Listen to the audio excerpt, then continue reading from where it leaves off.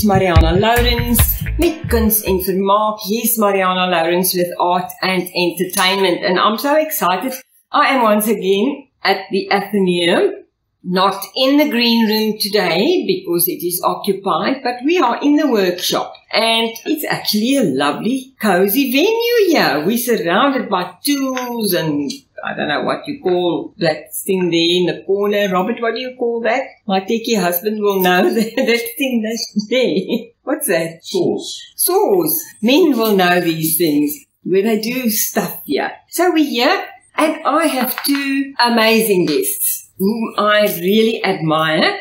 First of all, Debbie Lyn Wilson, but they call her Debbie. She came all the way from Cape Town and she's teaching Jesus to children. But what amazed me was how I found her was her book for children, The Spider and the Butterfly, was on Facebook and I just couldn't go past it because I read children's stories as well and I just love it. So I just said to her, is your book suitable for radio reading? Can we break it up, into chapters and, will each chapter stand on its own? Yes, she said. And I said, I'd love to. When are you coming to PG at all? Yes, we're coming actually soon. And so, hi Debbie, so nice to have you. Morning, Marianah. Lovely to be here. Yeah, timing was perfect, I think. Absolutely perfect, because it was just about 2 weeks ago that I saw and I contacted you and you said you were planning this trip. Absolutely. Yeah. It's lovely to meet you. And it's exciting. And then I've got Elyse Pleaner. Hi. And she, of course, describes herself as Elyse Puppeteer. She does, when you ask her what her name is, she says she's Elyse Puppeteer. Because she also does educational, but with puppets. Yeah. And that is so wonderful because we both in Matilda. Yes. She's the puppeteer and you see her puppets dancing around. She's wonderful. Of course, I don't see it.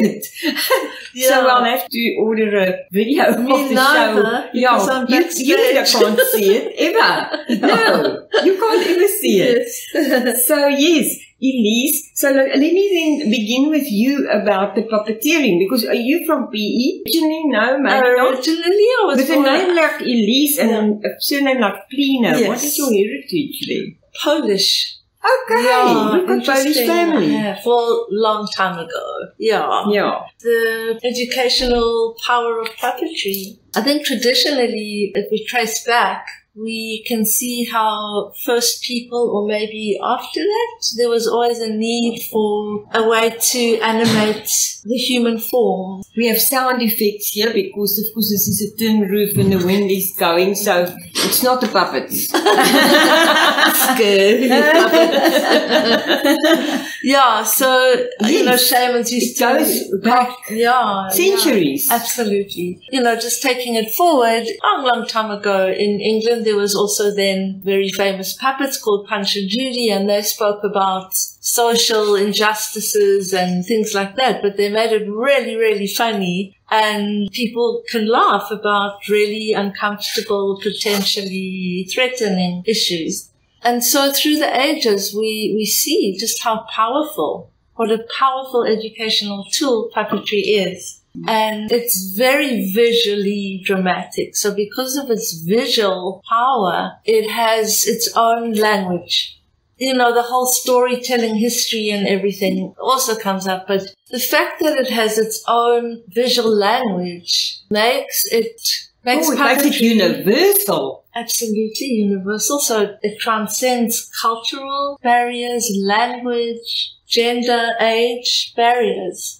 So anyone can benefit, can understand the story and often become very excited and can be very funny too. We actually agreed that it's educational but also therapeutic. Yeah, exactly. Because not only the puppets but also the story and also, all arts, the arts are therapeutic. Yes. And of course, by the same token, the storybooks to children. When you read stories to children, Debbie. Yes. So how did you get to write about the spider and the butterfly? Well, I've always wanted to write for God for many, many years. And my pastor from Port Elizabeth, because I was born in Port Elizabeth, he actually said to me, you should become a writer one day. So it was a seed that was planted in my heart many years ago. But how the story came to pass is quite beautiful, and it's quite profound, actually. Because in 2013, I found out I couldn't have children. And when I was at the reception room at the Ghani, a song played in my mind. Our God is greater, our God is stronger, our God is wider than any other. And I just heard I couldn't have children, so I was devastated. And I started having a conversation in my mind with God. Please, Lord, take this from me so I don't go into depression. And God really answered that prayer, which strengthened me to write this book. But how the book was born was a friend of mine had a migraine. And to try and get her out of this migraine, I came up with a story. It was just the bare bones of the story at the time, but she had a smile on her face and she calmed her, and I thought, wow, I've got a storyline here. And because I couldn't have children, and because I've always wanted to write for God, and I found a storyline, I thought, wow, I could write for children, and I could then become a spiritual mom. If I couldn't be an earthly mom, I could be a spiritual mom. Hence the spider and the butterfly story was born, but it's all by God's grace that's given me the strength to not go into that dark depression, but rather really use that in another way and be a blessing to children in another way.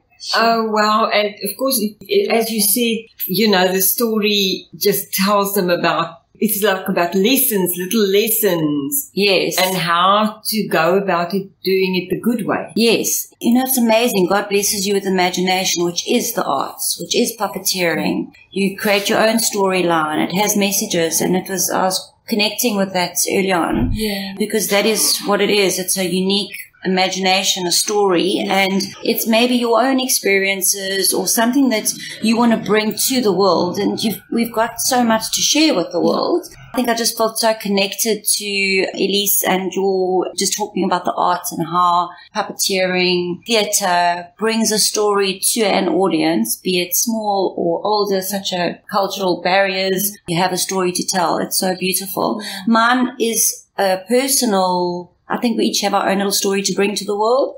Mine is a story about Jesus because it had such a profound impact on my life. And I love children. I'm very protective over children. And I've always believed that a child that has a close relationship with Jesus holds the greatest treasure. And I've managed to, because I couldn't instill that in my own children, I've done it via my book, which has been my greatest accomplishment. And what a wonderful accomplishment. Thank you. Because I saw people's comments as well. They absolutely love the storyline and the way it just tells the kids the lessons about how not to go about it. Yes, and it's an adventure story. Do it this way. Yes. It works. Yeah, definitely. And I've used my life experience, the questions. I've tried to encapsulate what would be beneficial to a child. I mean, I've had a 40-year-old man that was inspired by the story. But it's an adventure. It talks about friendship, bravery, kindness. There is a lot of relationship.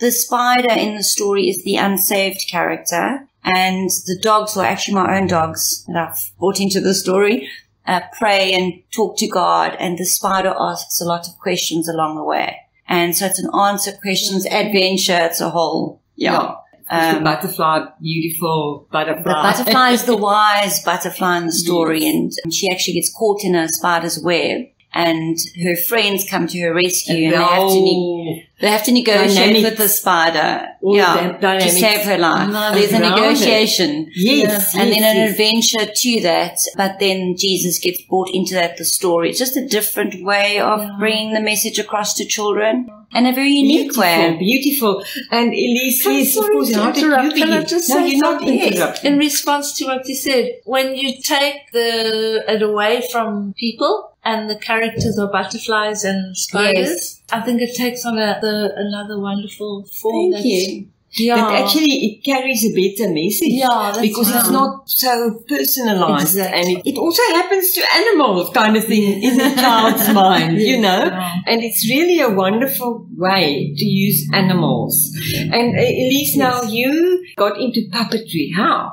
I think, as a child, I always used to make my little dolls and teddies talk and tell stories. And I remember the passion that I used to feel, and I got quite emotional. And then later, I saw some amazing, wonderful educational puppetry that just sparked me straight away. And I started doing that. I started in Swaziland, formed a little puppet company in Kolomo, Yatandla, which is the Hands That Speak.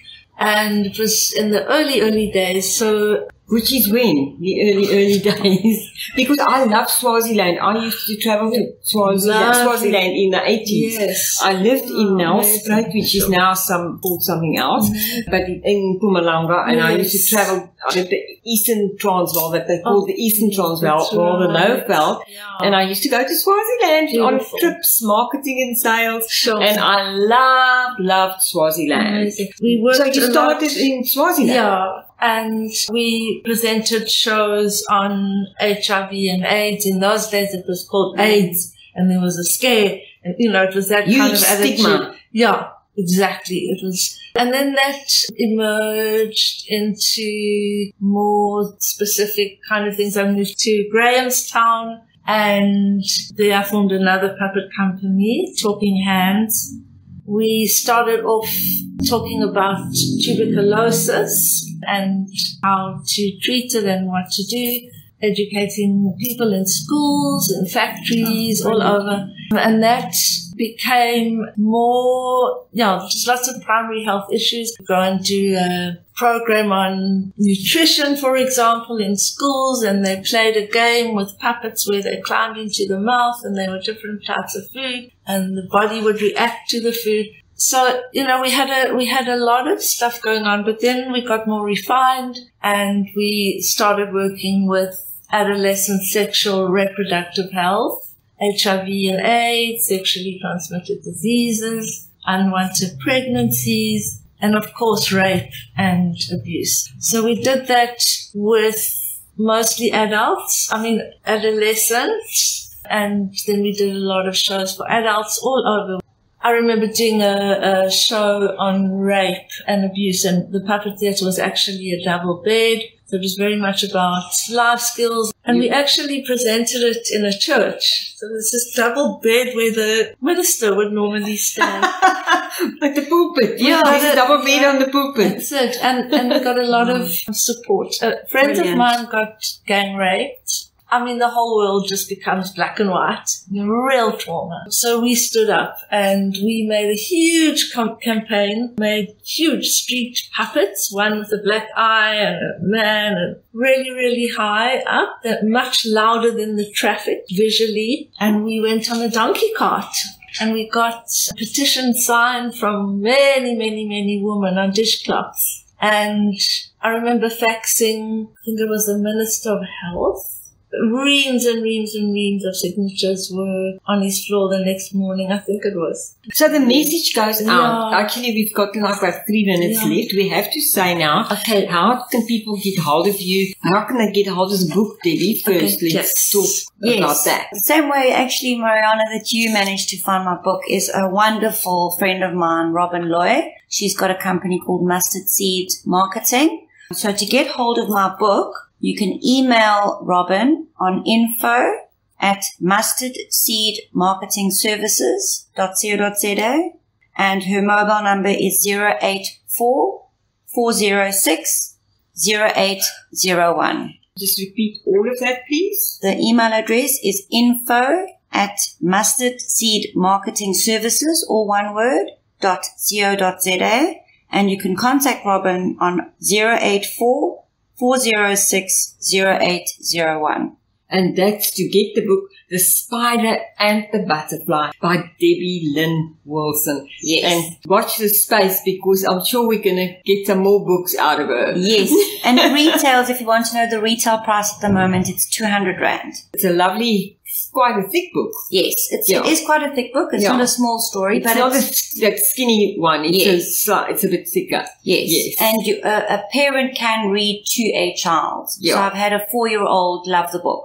So and young adults and young adults. Grannies love children's books. Yes. My word, don't I know that. But now, Elyse, so of course we did see your puppetry in Matilda and we enjoyed it so much. But we were backstage and you were, of course, doing the puppetry work. How do people get hold of you? If they want, because you do many causes. I mean, you send many messages and so it's so versatile. Okay, so very simply, my telephone number is 072 310 9811. Can you repeat that, please, Elyse, the puppeteer? Okay.